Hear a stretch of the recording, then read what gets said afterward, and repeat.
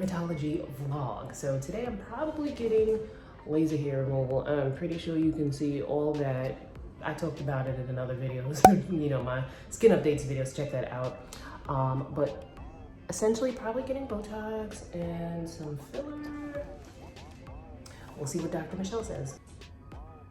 Can we say what we're doing again, just so I have it on the vlog? Okay. We're working for you. Okay. So what we're gonna do today, we are going to do a little bit of filler here in the mid face. And this is a common area that we feel, especially in women of color, we tend to be a little bit flatter in the mid face. And because we don't have that structure, everything starts to fall. So we're gonna pick up the mid face a little bit. I'm gonna pick you up laterally just a little bit. And then we're gonna do a little bit of filler here and on the jawline. Okay. Okay? All right. All right.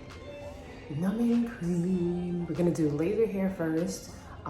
There's an update on that, so make sure you check out that video. But I had a little setback here with, I think it was from switching birth control, where the hormones in it made me have even more hair down here. But check out that video for more info. But laser, Botox, filler, and we'll see what we're looking like.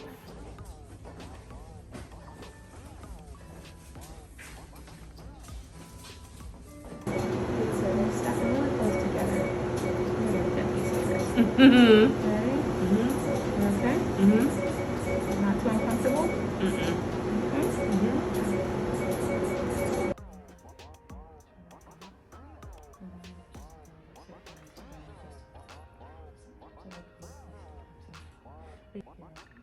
Ready? I'm sorry.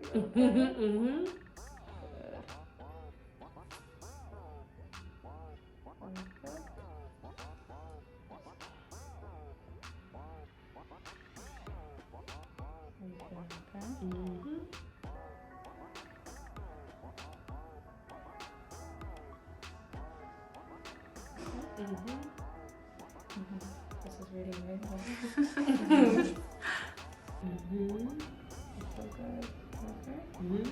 All right, so here is what we are looking like after lifted. I mean, obviously, you know, clean that up. She said I may get swollen around here because I've never done anything here. And then we may do something with the nasolabial folds. But she didn't want to do too much. So you'll see how I do. First time getting Botox up here. That you're not gonna see immediately. That usually takes some time, but looking good. My phone is gonna die, so we'll talk soon.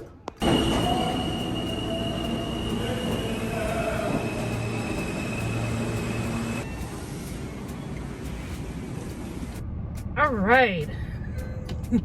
Listen, since it's gotten hot, it's becoming harder and harder to wear the mask, like when I'm like walking around outside. But of course, you know, when I need to be inside, I wear it. But usually the second I get outside, I'm like, shh. But you know, I didn't want anyone to see my scars or anything. Oh, I'm already looking a little gotta wash my face when I go home. I am expected to swell around here because I've never done this area. But the last couple of times, this is not my first time getting filler or Botox, so the last couple of times that I did it, I didn't have any swelling or bruising. The first time I did, I had a lot of swelling and bruising. And you can check that out if you want to see it. So she used 2 full vials of Derm Voluma, because she was getting all in here. She gave me a little cheek action up in here. I don't know how much was recorded yet because I gave her nurse my camera, and then we went in here, and then she was very conservative in certain areas because she was like, you know, we haven't done it before, and you know, it's better to kind of like, you know, build your way up. But yeah, I do think that maybe next time I may do something with my nasolabial folds because they do look a little droopy.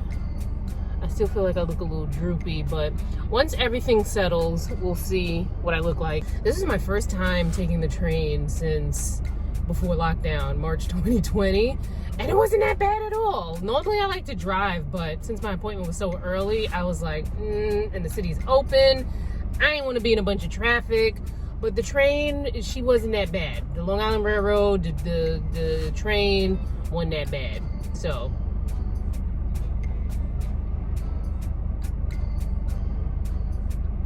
Let's see. Also, side note, so a lot of the sagging came from, and I don't even have that much sagging, so let's say sagging. A lot of that came from me losing weight, and, you know, the skin kind of, you know, was like, oh, oh. But now, you may ask, what did I do to lose the weight? And it is Weight Watchers, making sure I log everything into my app. Do I always log everything into my app? No, I need to be much better about that. But Weight Watchers definitely teaches you, and they have different point systems and all of that I don't, you know, fully know about, because I just go on whatever, and I don't even remember what plan I'm on. I'm on what the original plan was, with, you know, not all the 0 point foods. Green. Anyway, I do that. I've been doing Weight Watchers actually since 2014. So if you want a overview of how Weight Watchers helped me and like just how it, you know, works in general, I will link that blog post in the description box so you can check it out on my blog. But yes, I like Weight Watchers. It does not work when you don't work with it. So 2016, I was just like, man, F everything, because 2016 was such a horrible year. And I actually, between 2016 and maybe like 2018 or 2019, I had put on 30 pounds, and I have finally lost that with which I put on. I started working out with a trainer back in 2020. Yeah, 2020. Going to the gym and whatnot. I was working out with her through FaceTime during lockdown, and then we increased to 3 times a week. I don't remember when I did it, but working out with a trainer works for me, because then I ain't gotta think about nothing. My brain is at full capacity. Dr. Henry was telling me things today, and I was like absorbing the information, but it's as if someone quickly then took my brains like a sponge and wrung out all the information that she told me. My brain is I have no capacity for any more information in my brain. So a trainer works for me. I just show up, do whatever workout she wants me to do for 30 minutes, and then I go home. And I do that 3 times a week. I was also doing Zumba over Zoom. But I think she's doing in-person stuff, which is probably not convenient for me anymore, because the Zoom was easy. You know, you just log in and whatnot. But yes, that's how I lost the 30 pounds. And Dr. Michelle said that, you know, it did have an effect on, you know, the way that, the analogy that she used was like, if you have a table with a tablecloth on it, and then you get a, you know, get a smaller, okay, I'm messing up her analogy, but you get a smaller table with the same tablecloth, and then the tablecloth is like draping over the table, you know, like that kind of thing. Hello, it is a new dawn, a new day, and I'm feeling good. I'm surprised that I am not swollen. Now there are little marks that you can see, which will go away from where she injected. But other than that, I feel great. My face does feel sore, like here especially, and like right here. So when I was washing my face, I had to be like really gentle around this area. But other than that, we are looking good, I think, you know?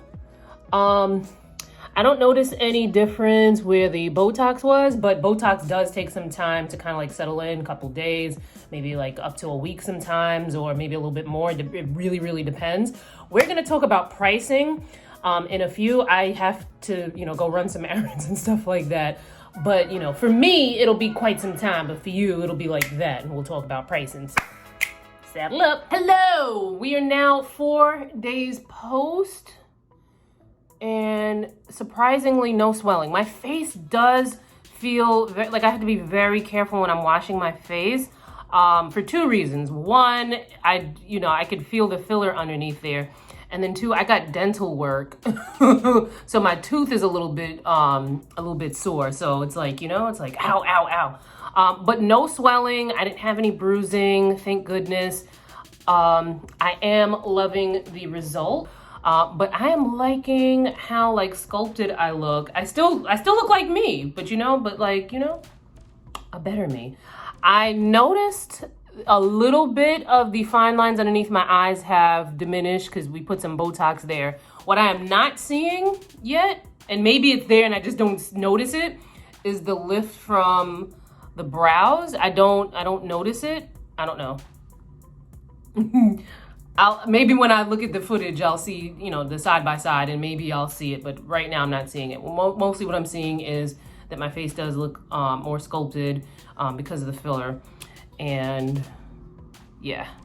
So 2 things I wanted to talk about really quickly. 1, pricing, and then 2, long-term use of filler and whatnot. So let's talk pricing first. So pricing. Now you might be like, okay, why does it seem like it's such a secret as to how much, you know, filler costs, and how come, you know, you never tell the dollar amount? Because there's so many factors that go into the cost of filler, right? What I pay is going to be different because I do get a discount. I'm an influencer. I've written for magazines. You know, I've been doing this for a while. So the cost for me, you know, is going to be different than what you guys would pay. Plus, there are a lot of things that factor into the cost of filler. Location. So obviously, the cost of filler at a deluxe office in the sky in New York City is going to be much more than, let's say, like, you know, someplace in Iowa. You know, locations matter because the rents are different. 2, who you go to. If you go to someone who's more established, has a more robust resume that is, you know, more in demand, it's probably going to cost a little bit more than if you went to someone who maybe is just starting out, or, you know, maybe doesn't have that name recognition yet, right? Number 3, the type of filler that you get. So there are many manufacturers that make filler, and then even there, they have different brands within those manufacturers. Like, for instance, Juvederm is a brand that makes filler, but within the Juvederm family, they have different types of filler, and it depends on the look you're going for, where you're placing the filler, so on and so forth. Another thing that factors into the price of filler is how much of it you need. When I was initially getting filler, I was able to just use 1 vial for underneath my eyes, because at the first time, that's all I did. And a lot of times they'll start you off slow, see how it goes, and then see if maybe, you know, you need to filler up a little bit more or dissolve or whatever, what have you, right? Now, this last time she used 2 whole vials because, you know, I had, you know, the filler put into my cheeks. This is a much bigger area than underneath my eyes. So what I got in my face is more expensive than the initial time that I got filler, for instance, right? Rough estimate. The best way to get a rough estimate of how much filler is going to cost you is to Google to see what the prices are in your area. That'll give you a range. But the better way to figure out, okay, how much of an investment is this going to be for me, is to get a consultation with the injector. Because during the consultation, they'll be able to kind of look at your face. You can talk about what you're trying to achieve. They can tell you what the options are and how much, you know, XYZ is going to cost if you do this or if you do that. That's probably one of the better ways to figure out how much it's going to cost you. However, consultations aren't free. There are some providers who will, whatever you pay for the consultation can go towards your treatment. But, you know, a consultation still takes up time. So, you know, a consultation is normally not going to be free in this type of setting. So what I got I would guess would probably be about $3,000. Now, I'm an influencer. I do get discounts on certain things, and I did get a discount when I got my treatment. So yeah, so prices can range and differ based on so many different factors. So I would say your best bet is to go to a provider and get a consultation so you can have a more accurate estimate of what it will cost you. Now, real quick about long-term usage of filler and whatnot. Now, real quick, because obviously this is a conversation that you should be having with your dermatologist and or a plastic surgeon. And, you know, usually, typically your dermatologist may be able to refer you to a plastic surgeon, but you always do your research, get receipts, and, you know, make sure that this is a person that you want to go to, and make sure that they have worked on, you know, long receipts of working on people of color, because you don't want anybody playing you as a guinea pig. But I've been watching a lot of plastic surgery videos from Lori Hill's channel, which it's so entertaining. So basically, if you've never heard of her channel, what she does is she talks about her own plastic surgery procedures.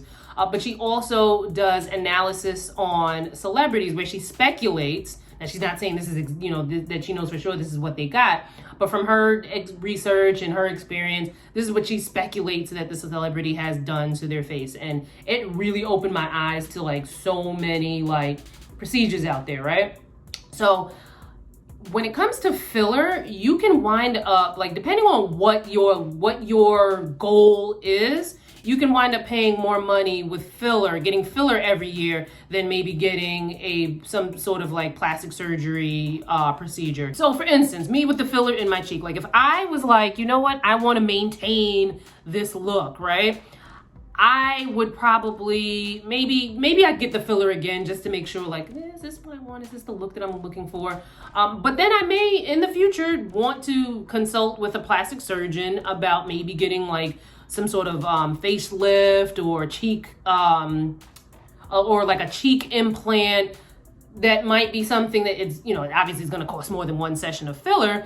But, it's less in terms of like, if I kept getting filler, that adds up. Whereas I could have gotten just this one procedure and have had better results, right? And then sometimes you get a procedure and you still need the filler and whatnot. So I just wanted to put that out there because it's been put into my brain, and I was like, thinking of, I turned 40 in August, I'm still a spring chicken, however, thinking about stuff that I may want to do or may not want to do in the future. And coming across that, I figured, what, let me share it since I'm telling you about my filler anyway. Not saying that I will do, I don't know. To be honest, I don't know. They're doing facelifts and stuff like that at younger ages because it gives a more natural result in general. Obviously, talk to your plastic surgeon and see what's right for you and whatnot. But yeah, that's a really interesting route. I would love to find, I'm going to see if I can find one, or if you guys watch a plastic surgery channel that focuses on Black women, that would be amazing, because I would love to watch something like that, and just for the entertainment and just for the knowledge, it would be really cool to see. So yeah, let me know. Other than that, I'm going to end this here. I don't know, maybe I'll do another video or some sort of update in the future about the brows, because I'm not noticing a difference in the brow.